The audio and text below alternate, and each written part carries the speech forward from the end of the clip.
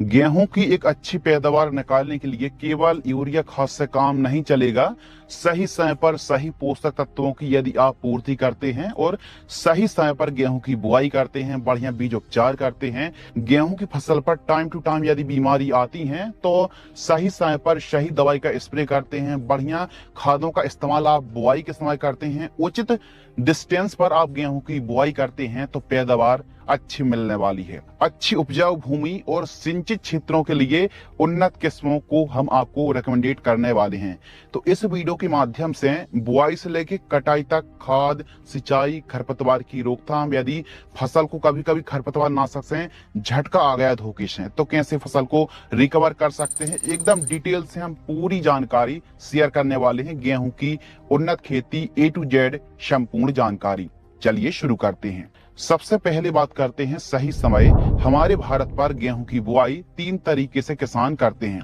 एक तो अंगेती गेहूं की बुआई, दूसरा पछेती गेहूं की बुआई और नंबर 3 टाइमिंग यानी समय में गेहूं की बुआई। नंबर 1 अंगेती गेहूं की खेती। यदि आप अंगेती गेहूं की खेती कर रहे हैं तो मध्य अक्टूबर पर आपको गेहूं की बुआई कर देनी चाहिए। यदि सिंचित भूमि है, उपजाऊ भूमि है तो ऐसी दशा पर 140 से 150 दिन वाली वैरायटी को भी लगाया जा सकता है।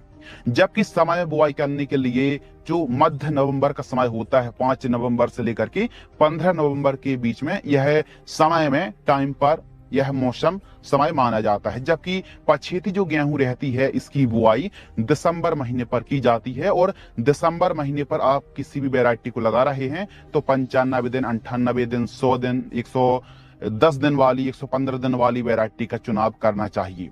तो कुल मिलाकर के अंगेती गेहूं की आप खेती कर रहे हैं, बुआई कर रहे हैं तो आप लंबी अवधि वाली वैरायटी को लगा सकते हैं। अब लंबी अवधि वाली वैरायटी को आप पछेती बुआई नहीं कर सकते हैं। कुल मिलाकर के बात ये है।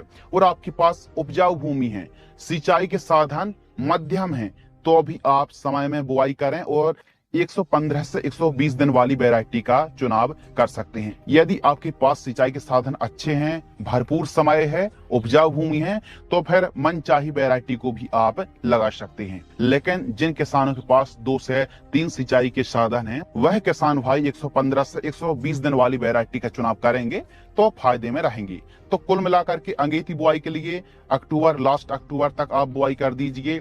समय बुआई के लिए 5 से लेकर के 25 नवंबर के बीच में आप गेहूं की बुआई कर दीजिए। कुल मिलाकर के खेत खाली पड़े हैं तो फिर खेत को ऐसे ही ना पड़े रहने दें। बढ़िया खेत की तैयारी करके, गेहूं को ज्यादा लेट करने से कोई भी आपको प्रॉफिट होने वाला नहीं है तो टाइमिंग में आप बुआई कर दीजिए। खेत की तैयारी करके, जैसे मक्की की कटाई हो गई, कोई फसल की कटाई हो चुकी है तो फिर खेत की तैयारी करके जल्दी से जल्दी आपको गेहूं की बुआई कर देनी चाहिए, खेत की तैयारी करा लेनी चाहिए। बीज उपचार बहुत जरूरी है, इंपोर्टेंट विषय है। बीज उपचार करने से क्या फायदा होता है? एक तो सूखने की समस्या नहीं आती है, जड़ में फंगस जो लगते हैं उनसे भी यह दवाइयां बचाती है, हरी भरी फसल को रखती है, फंगस मुक्त हमारी फसल को तैयार करती है। तो बीज उपचार, सीड्स ट्रीटमेंट करना बहुत ज्यादा जरूरी है। इन चारों में से कोई भी एक फंगिसाइड, झेलोरा जिसमें पायराक्लोस्ट्रोबिन और आप जो साल्ट देख रहे हैं यह 2 साल्टों का कॉम्बिनेशन है। यूपीएल की इलेक्ट्रॉन में 3 साल्ट हैं। एक और आती है वाइब्रेंस इंट्रीगल आती है और वार्डान एक्स्ट्रा आती है। इनमें से कोई भी एक 2 से 3 ml की दर से प्रति केजी की दर से बीजों को उपचार करना चाहिए। बीज उपचार करने से कोई बड़ा खर्च नहीं है, लेकिन इसके फायदे बहुत अच्छे देखने के लिए मिलते हैं कि जड़ में लगने वाले फंगस से हमारी फसल को प्रोटेक्ट करता है बीज उपचार। उन्नत किस्मों की बात करते हैं, बेस्ट वैरायटी। तो यदि आप इस वीडियो को मध्य प्रदेश से देख रहे हैं तो मध्य प्रदेश के लिए जो टॉप वैरायटी है, जैसे HI 1650, जैसे पूसा ओजस्वी के नाम से इस वैरायटी को जाना जाता है, यह वैरायटी मात्र 120 से 122-25 दिन में तैयार हो जाती है। दूसरी किस्म है GW 513 को लगाया जा रहा है। जो किसान GW 322 वैरायटी को लगातार लगाते आ रहे हैं तो वो एक बार 513 को ट्राई कर सकते हैं। श्री राम की SR 14 और तेजस 300 पर जैसी गेहूं की वैरायटी को भी लगाया जा सकता है। जबकि सभी क्षेत्रों के लिए जो हमारे भारत भर में सबसे अधिक लगाई जाने वाली अच्छी उपज देने वाली किस्म DBW 303, लेकिन इसकी एक अच्छाई क्या है कि इसकी पैदावार सबसे अधिक है। कमी क्या है कि यह टाइम बहुत लेती है, 140 से 150-55 दिन तक का समय ले लेती है। तो एमपी के जो किसान है, जैसे धान की कटाई हुई है तो इसको लगा नहीं पाते हैं टाइम में, इस वैरायटी की पैदावार मिल नहीं पाती है। तो इस वैरायटी को वो किसान लगाए जिनके खेत खाली थे, भरपूर समय था अंगेती बुआई के लिए। DBW 303 लाजवाब वैरायटी है। DBW 187 भी उन्नत किस्म है, अच्छी पैदावार देने वाली वैरायटी है। HD 2967 है। DBW की एक और वैरायटी आती 327 गेहूं की किस्म। इसके अलावा PVW 826 जैसी गेहूं की वैरायटी को आप लगा सकते हैं। प्रति एकड़ सीड्स दर, 1 एकड़ में आप बुआई कर रहे हैं तो 40 से 50 किलोग्राम तक सीड्स की रिक्वायरमेंट पड़ने वाली है। गेहूं की अंगेती बुआई कर रहे हैं या फिर पछेती, थोड़ा सा सीड्स आपको बढ़ा करके बुआई करनी पड़ेगी 50 केजी तक। और समय में आप गेहूं की बुआई कर रहे हैं तो 40 से 45 केजी सीड्स से पर्याप्त होता है। अब हमारे एमपी की ही बात कर लें, यूपी की बात कर लें, छत्तीसगढ़ की बात कर लें, 70-70, 80-80 केजी तक 1 एकड़ में बुआई करते हैं सीड्स की। यह गलत है। यदि आप ज्यादा बीज दर बुआई करेंगे तो ज्यादा पैदावार नहीं मिलेगी, बल्कि डिस्टेंस को मेंटेन करेंगे, ये बात करेंगे कितनी दूरी पर आपको बुआई करनी चाहिए। तो 1 एकड़ के लिए 45 केजी, 40 से 45 केजी सीड्स पर्याप्त होता है। ज्यादा से ज्यादा 50 केजी से ऊपर बुआई ना करें। खेत की तैयारी और बेसल डोज बहुत इंपोर्टेंट है। बढ़िया तरीके से खेत की तैयारी कर लीजिए, अच्छी धूप लगा लीजिए और फिर अच्छे से आप कल्टीवेटर से 1 से 2 बार जुताई करा करके मिट्टी को अच्छे तरीके से भुरभुरी करा लीजिए।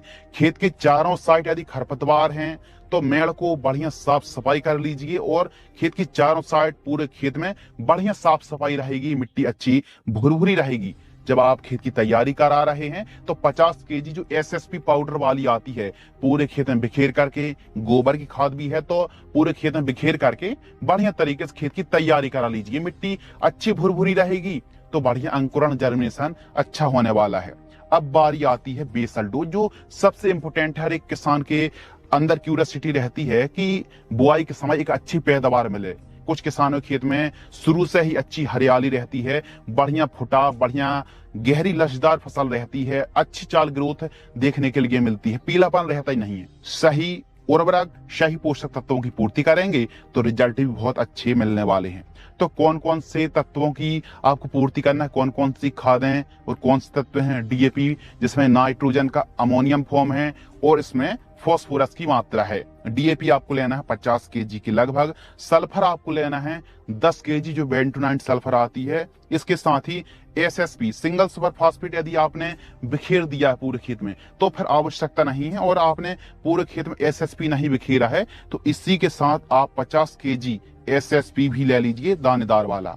इसके अलावा पोटास आपको लेना है लगभग 30 केजी। और काफी ऐसे क्षेत्र हैं जहां हमारी गेहूं की फसल लगभग 50-60 दिन, 70 दिन की फसल होती है और पौधे को हम उखाड़ के देखते हैं तो दीमक की समस्या क्रिएट होती है, गेहूं सूखने लगती है, और जब उखाड़ के देखते हैं तो फिर दीमक जैसी समस्या देखने के लिए मिलती है। तो इसलिए बुआई के समय ही हम दानेदार कीटनाशक जैसे नागार्जुन की फ्यूरी आती है या फिर कोई भी कंपनी का वेस्ट दानेदार जो कीटनाशक आता है लगभग 4 से 5 केजी, इन सभी को मिक्स करके प्रति एकड़ की दर से इस्तेमाल करने से 1 एकड़ का ही यह डोज है, रिजल्ट भी बहुत अच्छे मिलेंगे और एक अलग प्रकार की फुटाव, ग्रोथ, चाल बढ़वार देखने के लिए मिलने वाली है।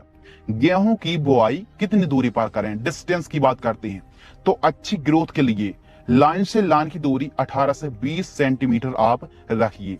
पौधे से पौधे की दूरी 4 से 5 सेंटीमीटर और जो गहराई है 5 से 7 सेंटीमीटर गहराई पर आपको गेहूं की बुआई करनी चाहिए। कुल मिलाकर के लाइन टू लाइन डिस्टेंस 18 से 20 सेंटीमीटर बहुत बढ़िया माना जाता है। इसके अलावा सिंचाई यानी इरिगेशन, तो गेहूं की जो सिंचाई है भूमि के हिसाब से की जाती है, सभी को पता है। लेकिन आपके पास मान लीजिए 3 सिंचाई है या 2 सिंचाई हैं तो आपको ऐसी वैरायटी लगानी पड़ेगी जो जल्दी तैयार होने वाली किस्म, कम पानी वाली, जो कि एक प्रकार से हीट वेव सहन करने की क्षमता हो। तो आपके पास कम सिंचाई के साधन है या फिर कम पानी है तो कम दिन वाली वैरायटी को आप लगा सकते हैं। जैसे एमपी से आप इस वीडियो को देख रहे हैं तो GW 513 को आप लगा सकते हैं, 1650 वैरायटी को लगा सकते हैं जो कम पानी में भी अच्छा पैदावार दे जाती है। और आपके पास 5-6 सिंचाई हैं, तो फिर आपको कोई दिक्कत आने वाली नहीं है। अपने हिसाब से वैरायटी का चुनाव कर सकते हैं। लेकिन विशेष ध्यान रखें, आपके पास सिंचाई के साधन कम है तो वैरायटी अपने हिसाब से नहीं, बल्कि जो वैरायटी कम पानी में तैयार हो उस वैरायटी का चुनाव करेंगे तो फिर फायदे में रहेंगे। सबसे पहले पलेवा करना है, फिर उसके बाद बुआई कर दीजिए। अच्छे से जर्मिनेशन अंकुरण हो जाएगा। उसके बाद जो पहली सिंचाई है, पहली सिंचाई CRI स्टेज यानी क्राउन रूट इनिशिएशन जो स्टेज आती है ना, इस समय आपको पहली सिंचाई करनी चाहिए। और यह स्टेज हमारी गेहूं की फसल पर 21 दिन से लेकर के 25 दिन 26 दिन के बीच में आती है। और भूमि हल्की भूमि है तो फिर आपको जल्दी ही सिंचाई करनी पड़ेगी, 18 रोज में ही आपको सिंचाई करनी पड़ेगी। और इसी प्रकार दूसरी सिंचाई, तीसरी सिंचाई 15-15 दिनों के अंतराल पर सिंचाई करनी चाहिए। इसके अलावा खरपतवार की रोकथाम, बीट कंट्रोल। तो यदि खरपतवार का जमाव होता है तो सबसे पहले तो आप जैसे ही बुआई करी है, पेंडा मेथालीन 30% EC 1 लीटर 200 लीटर पानी घोलकर के स्प्रे कर दीजिए। कब? जैसी आपने बुआई करी है उसके तुरंत बाद। इससे क्या होगा, इससे जो खरपतवार का जमाव होता है तो खरपतवार का अंकुरण निष्क्रिय हो जाएगा। तो प्री इमर्जेंट हार्बिसाइड भी अच्छा काम करती है, लेकिन बहुत अच्छा नहीं, सभी को पता है। लेकिन जब 3-4 पत्ती के खरपतवार दिख रहे हैं, हमारी फसल 25-30 दिन की लगभग की हुई है, खरपतवार 4 पत्ती के दिख रहे हैं, तो नमी अच्छी हो, चौड़ी पत्ती के सकली पत्ती खरपतवार बहुत ज्यादा परेशान करते हैं। लिस्ट आप देख रहे हैं, बताएंगे, इसके डिटेल में जाएंगे तो बहुत लंबा वीडियो हो जाएगा। तो चौड़ी पत्ती और सकली पत्ती के खरपतवार को कंट्रोल करने के लिए एक साल्ट आता है, पूर्व मिश्रित जो साल्ट है, जो कि दोनों प्रकार की खरपतवारों को कंट्रोल करता है, चौड़ी प्लस सकली पत्ती की खरपतवार। क्लोडिनोफॉप प्रोपरजाल 15% और मेट सल्फ्यूरोन मिथाइल 1% WP फॉर्म में आती है और इसका डोज है 160 ग्राम प्रति एकड़। सावधानी सुन लीजिए, नमी अच्छी रहेगी जड़ों के पास तो खरपतवार भी कंट्रोल होंगे और फसल को झटका नहीं आएगा। पानी की मात्रा पूरी 150 से 200 लीटर आपको रखना चाहिए। और खरपतवार 3-4 पत्ती के दिख रहे हो तब आप स्प्रे कर दीजिए। एक यह साल्ट है। दूसरा साल्ट है सल्फोसल्फ्यूरोन 75% और मेट सल्फ्यूरोन 5% जो WG फॉर्म में आती है। इसका डोज 16 ग्राम प्रति एकड़ है। उसी प्रकार इन दोनों में से कोई भी एक साल्ट का छिड़काव किया जा सकता है। किसी भी ब्रांड को आप ले सकते हैं, कोई दिक्कत की बात नहीं। फसल पर हल्का फुल्का झटका आता है तो थोड़ा बहुत झटका आता, फसल भी रिकवर हो जाती है, लेकिन कभी कभी मतलब खत्म होने तक की नौबत आ जाती है। तो ऐसी कंडीशन पर तगड़ा झटका आ गया तो फिर आपको ग्लूकोस लेना है, रेपिग्रो लेना है और 19-19 यह डोज देख रहे हैं, 1 एकड़ में स्प्रे कर दीजिए। फसल रिकवर हो जाएगी, वापस से हरियाली आ जाएगी। तो इस प्रकार खरपतवार को कंट्रोल कराना चाहिए। यदि निराई गुड़ाई से कंट्रोल हो जाए तो फिर ज्यादा अच्छी वाली बात है। एक और पॉइंट हम ऐड करते हैं, लेट गेहूं की वैरायटी, जैसे मटर के बाद, कपास या फिर आलू के बाद ही काफी ऐसे किसान हैं जो गेहूं की बुआई करते हैं। तो लेट गेहूं की जो उन्नत किस्में हैं, जैसे 359 के नाम से वैरायटी आती है, HD 2851 है, HI 1544 वैरायटी आती है, SD 2967 है, लोकवन है। इसके साथ ही 3765 इन किस्मों को यदि आप लेट हो चुके हैं तो इन वैरायटी को आप लगा सकते हैं। और पछेती के लिए 1650 को भी लगाया जा सकता है यदि आप थोड़ा लेट हुए हैं तो। अधिकतर कमेंट्स आते हैं कि चपाती के लिए, रोटी के लिए कोई अच्छी सी किस्म बताइए, भले पैदावार कम निकले। तो उनके लिए, खाने के लिए सबसे स्वादिष्ट मीठी मुलायम जो रोटी आती हैं वो आती है सरवती की C306 गेहूं की वैरायटी। तो इसको खाने के लिए, लेकिन पैदावार भले कम है, लेकिन खाने के लिए ना यह सबसे बेस्ट वैरायटी मानी जाती है। तो इस किस्म को भी आप लगा सकते हैं। तो लेट के लिए हमने गेहूं की वैरायटी बता दी। आपको ही पता है कि लंबी अवधि वाली जो वैरायटी रहती हैं वो हाइट जो है वो भी अधिक लेती हैं, और कभी कभी लंबी अवधि वाली वैरायटी पर हम ज्यादा नाइट्रोजन का प्रयोग करते हैं तो फिर ऐसी कंडीशन पर गिरने की समस्या भी आ जाती है। जैसे DBW 303 वैरायटी है, 187 है। तो इन वैरायटी में जैसे WH 1270 वैरायटी, तो इनकी हाइट काफी ज्यादा होती है और हम यूरिया ऊपर से ज्यादा यूज कर देते हैं तो फिर गिरने की समस्या भी आ जाती है। कुछ वैरायटी 140 से 150 दिन का समय लेती है, उनमें गिरने की समस्या भी आ जाती है। तो फिर ऐसी कंडीशन पर आप लिहोशिन या फिर चमत्कार, क्लोरमेक्ट क्लोराइड या फिर मैपिक्वाइट क्लोराइड में से कोई भी एक PGR 200 से 250 ml 150 लीटर पानी में घोल करके जब 70 दिन के आसपास की फसल हुई हो तब आप स्प्रे टेबुकोनोजोल फंगिसाइड के साथ मिक्स करके स्प्रे कर दीजिए। इससे रतुआ रोग की बीमारी जो है उससे भी बचा जा सकता है और ज्यादा हाइट। लेकिन ध्यान दीजिए, कोई आपने ऐसी वैरायटी लगाई है जिसकी हाइट ही 90, 95, 98 सेंटीमीटर तक जाती है तो उसमें पीजीआर स्प्रे करने की आवश्यकता ही नहीं है। उन वैरायटी पर प्लांट ग्रोथ रेगुलेटर का स्प्रे करें जिनकी हाइट ज्यादा होती है, गिरने की समस्या आती है। दाना भराव के समय एक स्प्रे एनपीके 0050 या फिर 13045 1 kg लेना है और बोरोन आपको लेना है 150 ग्राम। 150 लीटर पानी घोल करके स्प्रे कर दीजिए। कब? जब दाना का भराव हो रहा हो। इससे चमक, क्वालिटी, वजन बढ़ता है और बहुत अच्छे रिजल्ट देखने के लिए मिलते हैं। अब आज के समय पहले, आज से लगभग 4-5 साल पहले बिना स्प्रे पर गेहूं की फसल तैयार हो जाती थी। अब अलग अलग प्रकार की जो माहू, एफिड्स, मोइला की समस्या आ रही है, रतुआ रोग की समस्या आने लगी है और इल्ली सुंडी का प्रकोप भी आज के समय होने लगा। तो ऐसी कंडीशन पर कोई एक कीटनाशक का स्प्रे किया जा सकता है। प्रोफेक्स पर या फिर क्लोरसाइपर का कॉम्बिनेशन आता है इसका स्प्रे, काइट या फिर सिमोडेस, कोई भी एक कीटनाशक। यदि ऐसी कंडीशन बनती है, अब मान लो आपकी गेहूं की फसल पर मोइला, माहू या फिर इल्ली का प्रकोप हो गया तो कोई एक कीटनाशक स्प्रे कर दीजिए और समस्या ही नहीं है तो फिर बात ही खत्म है। इसके अलावा खाद की बात करते हैं, फर्टिलाइजर्स की बात करते हैं, जो सबसे इंपोर्टेंट है। पैदावार बढ़ाने में सही पोषक तत्वों की पूर्ति करेंगे तो पैदावार अच्छी मिलने वाली है। पहली खाद कब यूज करें? 21 से 25 दिन जब पहली सिंचाई करते हैं तो बढ़िया निराई गुड़ाई करा करके पहली खाद देना चाहिए। इससे हरियाली, ग्रोथ, फुटा बहुत अच्छे आते हैं। पहली खाद में हम ले रहे हैं माइक्रो न्यूट्रिएंट जिसमें zinc, boron, iron, copper, manganese, molybdenum जैसे पोषक तत्व हों। यह जड़ विकास में, हरियाली में और बहुत बढ़िया वर्क करती है। तो माइक्रो न्यूट्रिएंट आपको लेना है 5 kg के लगभग। ह्यूमिक एसिड 500 ग्राम, यूरिया खाद आपको लेना है मात्र 35 kg। इन सभी को अच्छी तरीके से मिक्स कीजिए और 1 एकड़ में प्रयोग कीजिए।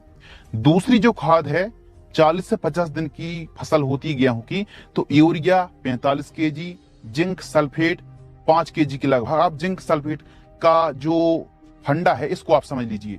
जिंक सल्फेट की बात कर रहे हैं। अधिकतर बताया जाता कि आप डीएपी के साथ जिंक नहीं मिला सकते हैं। डीएपी के साथ जिंक मिलाया जा सकता है, सल्फेट और फॉस्फेट को नहीं मिलाया जा सकता है। तो कुल मिलाकर के आप डीएपी के साथ जिंक को बेशक मिला सकते हैं। जैसे जिंक ऑक्साइड है, चिलेटेड जिंक है, लिक्विड जिंक है, टेक्नो जिंक है, तो इनको आप डीएपी के साथ मिक्स कर सकते हैं। बस आप जिंक सल्फेट को नहीं मिला सकते हैं। तो इस चीज को आप समझ लीजिए। हम बात कर रहे थे दूसरी खाद, urea 45 kg, zinc sulphate 5 kg और पीआई की वायोवीटा लगभग 10 kg। इनको अच्छे तरीके से मिक्स कीजिए और आप 1 एकड़ में प्रयोग कर दीजिए। तीसरी खाद में आवश्यकता अनुसार यदि आपको लगे 50 दिन के बाद कि यूरिया की आवश्यकता है तो हल्की फुल्की यूरिया, केवल हल्की फुल्की यूरिया। और इसके साथ हमने स्टार्टिंग पर बताया था ना कि दाना की चमक, वजन, क्वालिटी बढ़े, तो इसके लिए आप पोटास का इस्तेमाल जरूर करें। 60% वाली जो पोटास आती MOP आपको लेना है 20 kg के लगभग। अब आपके कमेंट्स आएंगे कि आपने बुआई के समय भी तो MOP का इस्तेमाल कराया था, अब क्या जरूरत है? तो अब पोषक तत्व की अब भी आवश्यकता है। यदि इस समय आप MOP का इस्तेमाल करेंगे तो अब तक बुआई वाली MOP का असर मतलब काफी कम हो गया है। तो इस समय पोटास का इस्तेमाल करेंगे तो दाना भराव में बहुत अच्छा काम करने वाली है। तो पोटास और यूरिया लिमिटेड मात्रा पर या फिर केवल आप पोटास 20-25 kg 1 एकड़ में सिंचाई के साथ इस्तेमाल कर लीजिए। लाजवाब रिजल्ट देखने के लिए मिलेंगे। तो इस प्रकार खाद शेड्यूल चलाना चाहिए। इसके अलावा उत्पादन की बात करते हैं, प्रोडक्शन की बात करते हैं, तो इस प्रकार की जानकारी को आप फॉलो करते हैं। यदि आपकी पैदावार 26 कुंटल निकल रही है तो 32-33 कुंटल तक आप पहुंच सकते हैं।